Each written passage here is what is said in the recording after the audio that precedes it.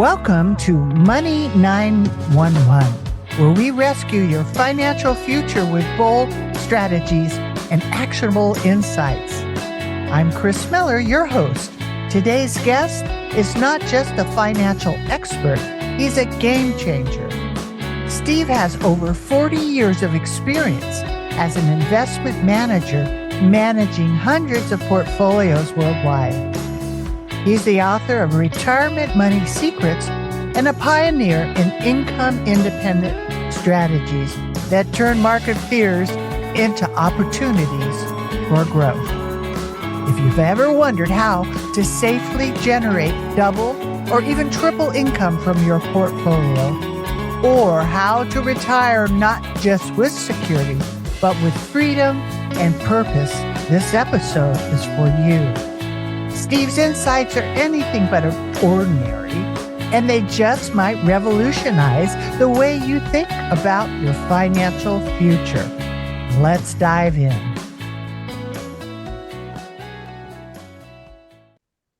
Well, welcome, Steve. I'm really excited about the conversation we're going to have today.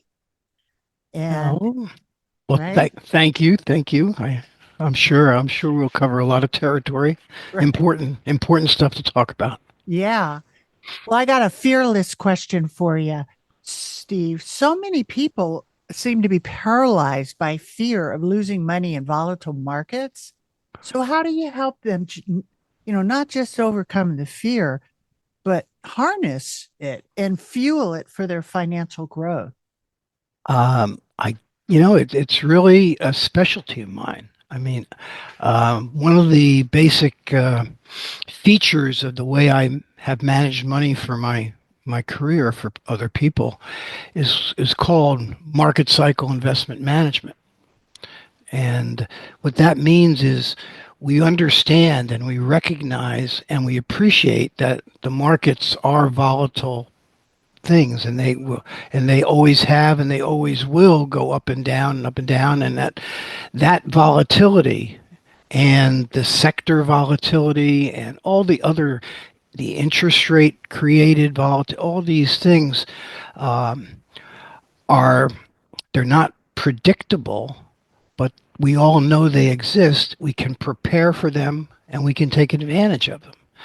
And I do that, and my book explains how you do that. There's several different ways. First of all, you embrace profit taking, so that you actually do take advantage of the upswings of markets. Okay, you try to establish. You can't establish what's going to happen an hour from now, but you can determine where you are in the market cycle. In the stock market, for example, it's really pretty clear that we're at the top of a cycle. We're at or about at the highest levels of the stock market that we've ever been in history. So knowing that, one would invest in equities at a lower entry point, a lower entry dollar amount, knowing that if it goes down, they'll be able to add to that at lower prices, increasing yield, reducing costs, and so on.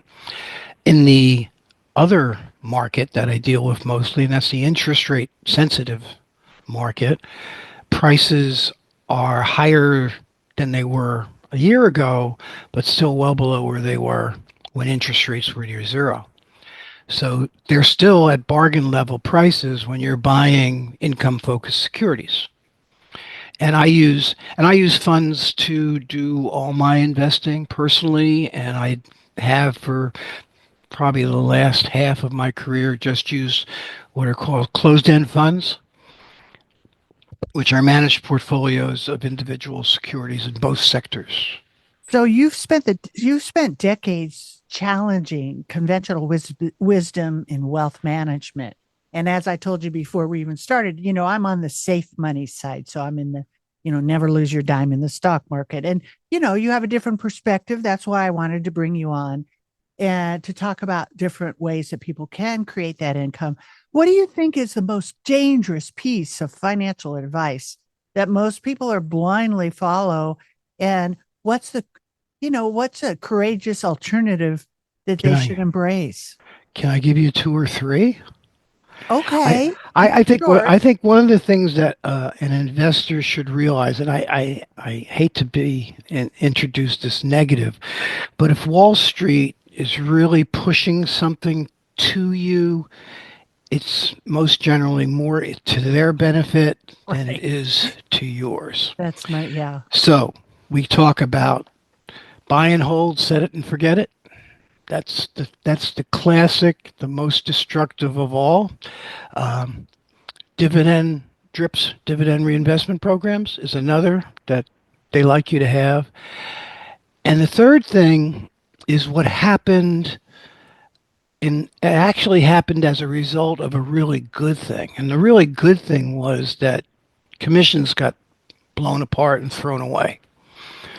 So you weren't paying $1,500 to buy 1,000 shares of something. You weren't paying anything. Instead, they went to a fee basis program, and the fee based program is something. It's based on the market value of the securities. So market value is their focus because that's what they get paid on. That's what their bosses want to grow market value. They don't care about the income that you're producing for your clients.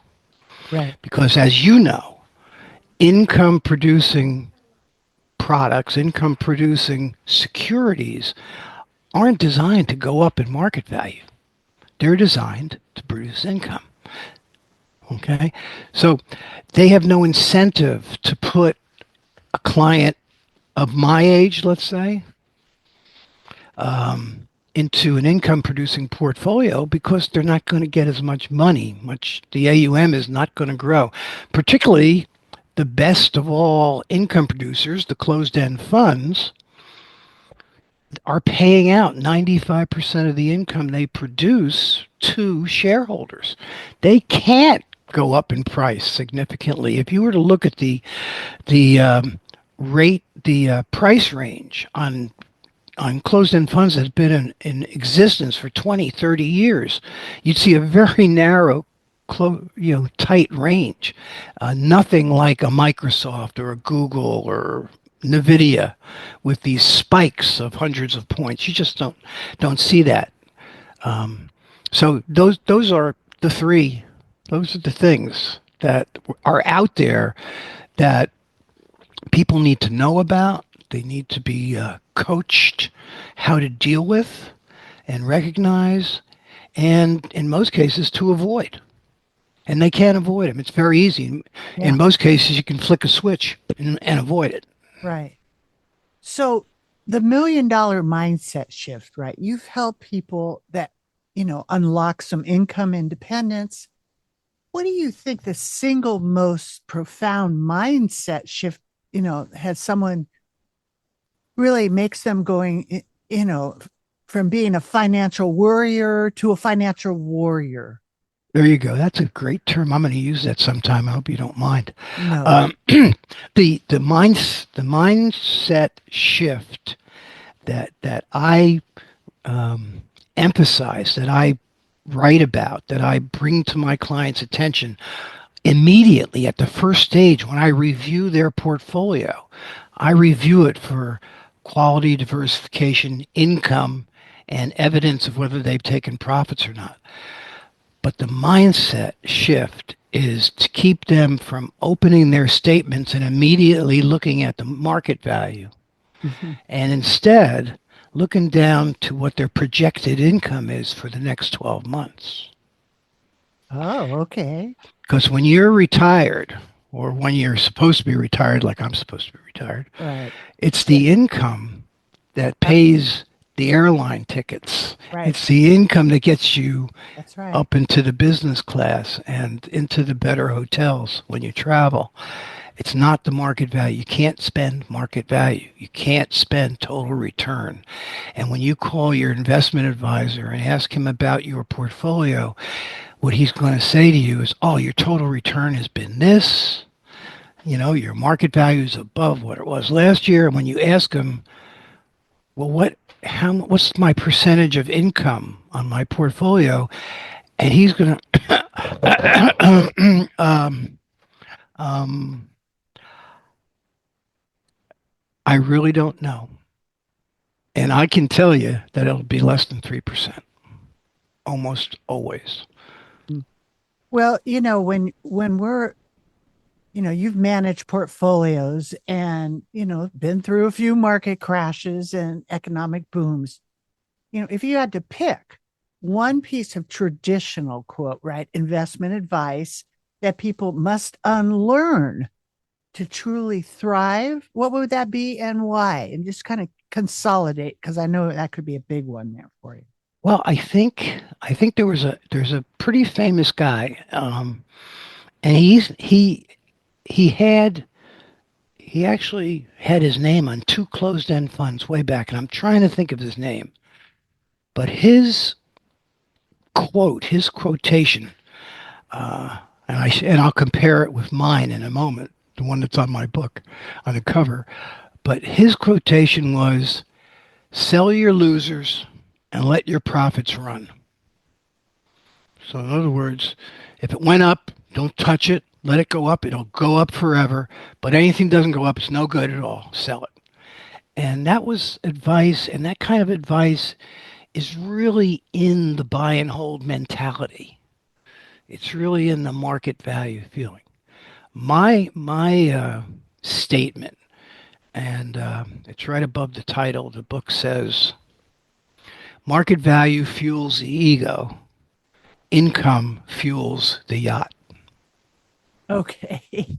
So, Okay.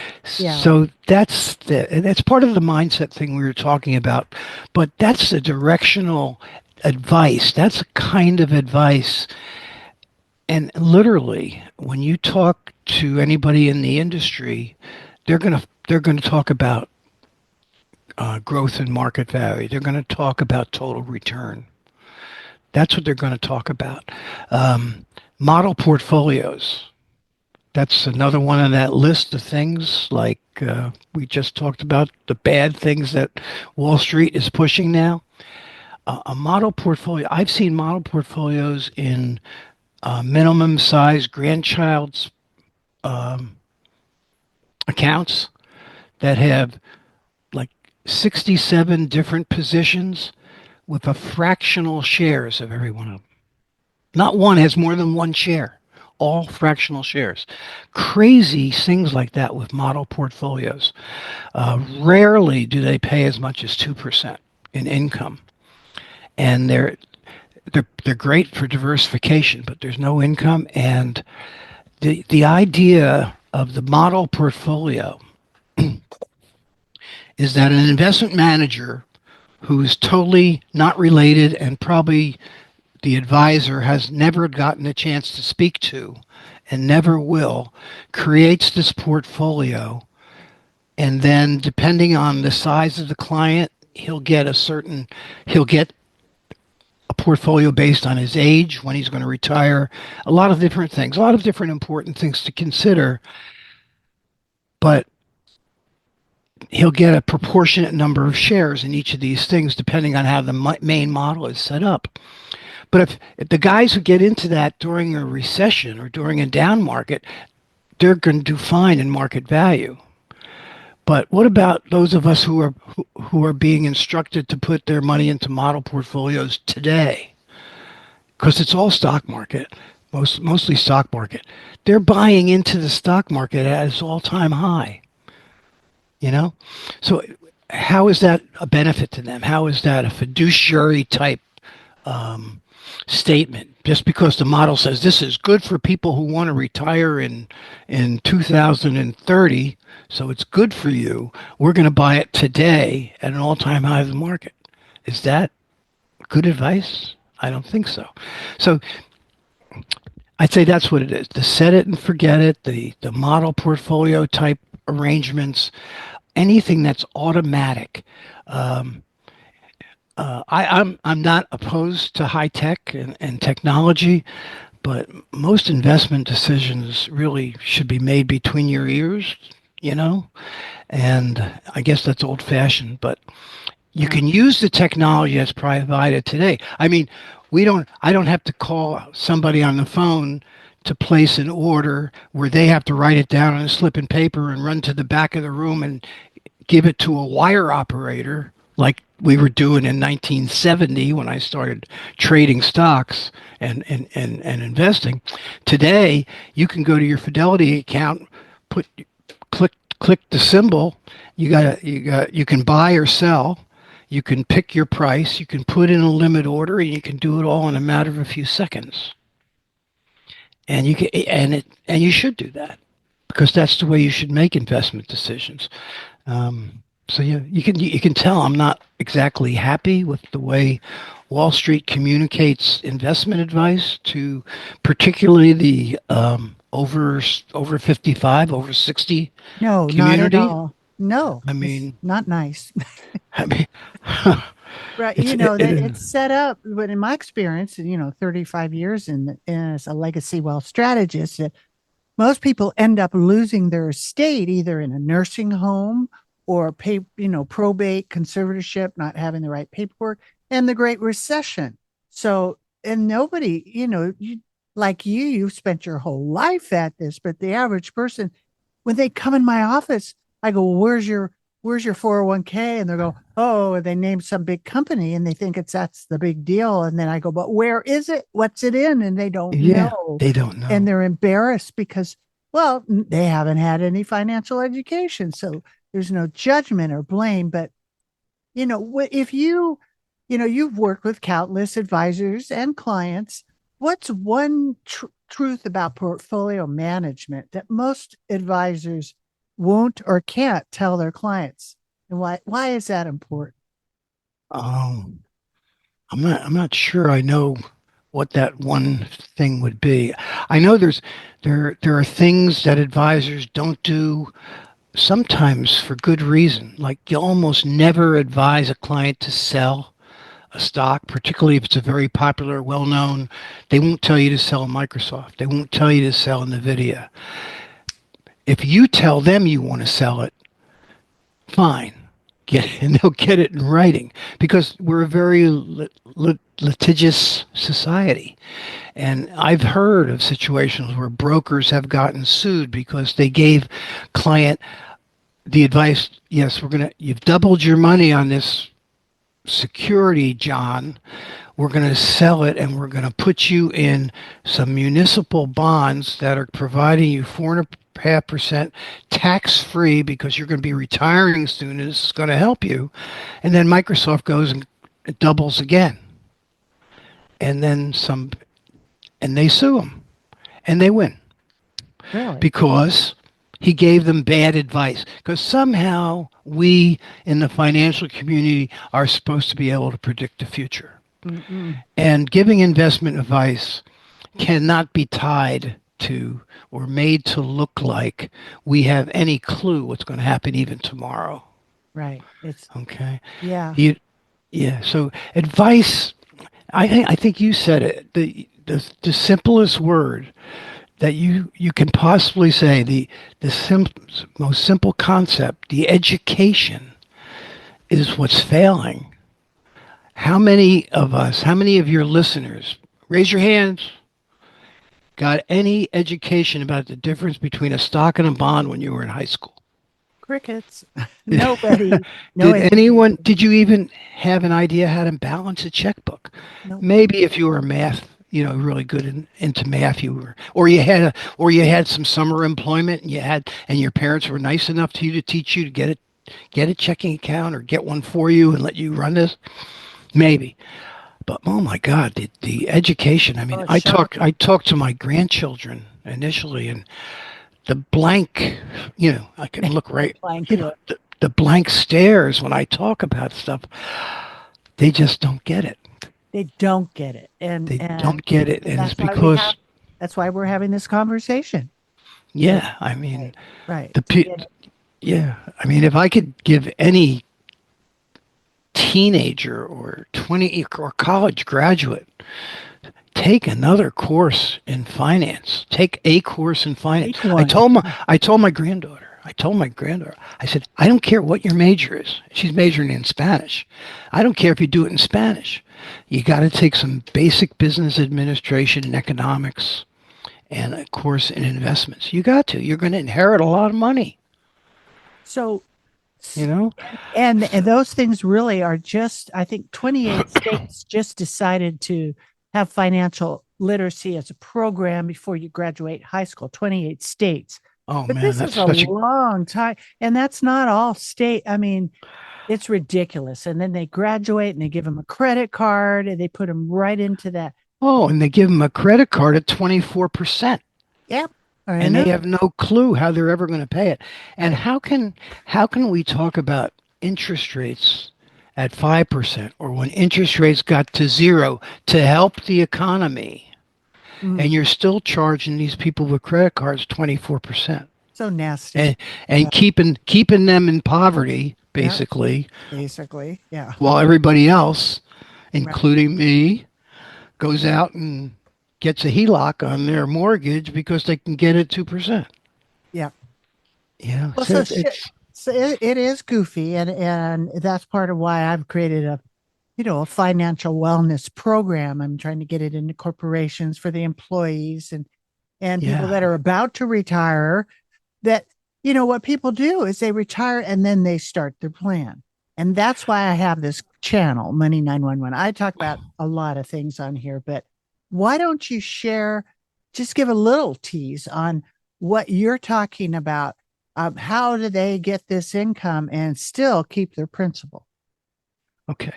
Well, mo- um, there are a lot of different ways. There are a lot of different types of securities that generate income in excess of quote the 4% that we're all going to need to take from our 401k when we retire, right? The 4% rule. And when you have a 4% rule, of course, if it's an advisor, he's getting a point and a half and you need 4%. So your portfolio is going to be diminished by around 5% at least a year, depending on what the market does. And it's all taken by selling securities, and they don't take profits, they take losses to do it, and you get the money. There are securities called REITs, real estate investment trust. And I'm not going by order of risk. I'm not talking about risk. I'm saying availability. There are preferred shares that pay more than 5%. There are mutual funds that pay more. There are ETFs that pay more. I personally own and distribute information on 250 close-end funds that right now average around 10% and tax-free closed-end funds that average over 6%. There are the closed-end funds, the ETFs, Business Development Corps, and I think they're too risky for most people, but they can be purchased within ETFs and closed-end funds, so that makes them less risky because they're part of a larger portfolio. But there are dividend stocks actually that can pay that 4% bogey that you're going to retire with. So why doesn't Wall Street make its advisory businesses produce at least 4.5% of income? That's a simple fix. Um, so the education feature, I'm sure I didn't answer your actual question, but Okay, but so yeah, give me it again. well, that's okay. That's okay. I got a rough idea. The only thing about so these income funds, they guarantee whatever it is you just talked about. Well, The other question I have is between point A and B that you can lose your principal. Is that correct on oh, those? Or they locked in like annuities or well, annuities, you're paying the insurance company to invest your money and to pay right? you back principal and interest. So you're bringing down your principal every month. but it's there's an actuarial table that determines how long that money will last, and you can do it so that both you and your spouse are included in the same annuity. I mean, you can. There's a lot of ways to adjust it for your own needs. But what I'm talking about is types of securities, and closed-end funds are the oldest. They're they're trust vehicles. They're not designed to grow in market value. They have to pay out 95% of what they produce in income to their share owners. They trade like stocks, and they produce, like I said, around 10% on average right now, both of them, equity and income. So when you own these things, every month you're getting this income coming into your portfolio. And if you simply push the buttons at Fidelity that say, I want you to send a check, I want you to send a deposit to my checking account of $3,500 every month, and your portfolio is designed to generate $4,500 every month, you're going to have $1,000 to reinvest every month. So And because I'm not in securities, so I'm asking you some really simple questions go for ahead. the average person that doesn't is not on your level, that understands a lot of what Okay. you're saying. Okay, here I am, and I want to get into one of those. So if I give you $100,000, it's going to pay me, it's going to guarantee paying me that income for life. Now, let's say I wasn't smart and I don't have long-term care insurance and something happens, I need that money. Am I able to get that money, one, and two, and make it a little shorter here on the response? I'll try. Okay. I'm One, can sorry. I get the money? Two, do I lose my principal between point A and point B? And B, meaning when I transition out of here. Okay. First of all, nobody ever guarantees anything. Okay. Okay. So what you do is you get these securities their experience is that they pay a steady stream of income over all this time. And it comes in every month regularly, but you have a diversified portfolio of them. So if something goes wrong with one of them, it doesn't kill the whole program. Okay. Two, you make sure you have a reserve, to take care of any medical or other type things that happen. You don't put everything into markets. Markets, there's no guarantee. The prices do go up and down. If interest rates go up, the prices of federally insured government bonds, the prices will go down. And if you don't keep a separate emergency fund and you do have a situation like that, yeah, you might have to sell something at the wrong time and take a loss. Yeah, you can lose money. But if you do it intelligently with someone who's really looking out for you and what your needs are, I mean, I keep almost six figures aside for emergencies. And of course, my emergencies, a lot of that is traveling expenses and stuff like that. But I do. Wife proof. Oh, yeah. I mean, I have a little tab right on top of my sheet here that says, this is the amount of money I'm holding because we have to pay for, for the trip to Japan, and it has to be paid like on December 23rd. So when I'm working and doing my investment routine, I'm not investing that money that has to pay that bill. It's sitting in a money market earning interest. Right. So, you have to understand that all securities are ways that corporations raise money to run their operations. Stocks mean if you own stocks, if you own any form of equity, you own an interest in that company. You own a share of that company. And if it goes bust, you go bust with it. If you own bond type securities, bonds, preferred stocks, and things like that, then the corporation, you've provided money to them for their operations. They are debtors to you, and they owe you this money, and they have to pay you before they pay those shareholders. But even in a situation like Merrill Lynch or Lehman Brothers that went under during the financial crisis, right?